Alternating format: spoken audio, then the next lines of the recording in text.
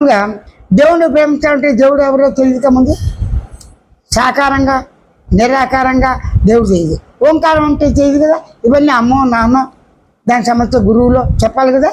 అప్పుడు గురువు ద్వారా తెలుస్తుంది. గురువు ద్వారా ఎలా తెలుస్తుంది అంటే అక్షరాలు. ఆ గురువుకి ఎంత ప్రాముఖ్యత ఇచ్చావో, జగద్గురు అన్న ఆత్మను చెప్పినవాడు కూడా అంతే విలువ ఉంటుంది. కాకపోతే స్థిరమైన దాన్ని చెప్తాడు, శాస్త్రమైన దాన్ని. బ్రతకటానికి కావాల్సిన విధి చెప్తారు కొంతమంది. రెండూ కావాలి.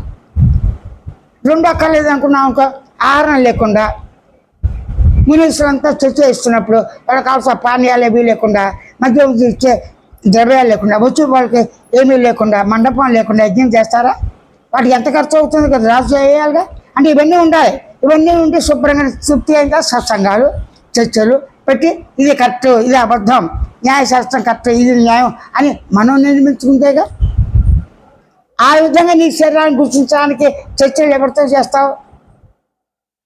నీటితో చేస్తావు, నీటితో నీ మనసుతో చేస్తావు చర్చ. నేను ఉన్నానా లేదా మనసా, నేను మనసుని, నా మనసు నేనే అని తెలుస్తుంది. స్వానుభవంలో అనుభవం మాట్లాడితే అది మాట్లాడుతుంది, ఉనికి మాట్లాడుతుంది, ఆనందం మాట్లాడుతుంది. అప్పుడు చర్చ ఎవరితో చేస్తావు అంటే చర్చ లక్షణం నీకుంది. ఎందుకు అనుమానం మీద, ఎందుకన్నా పొరపాటు అవగాహన.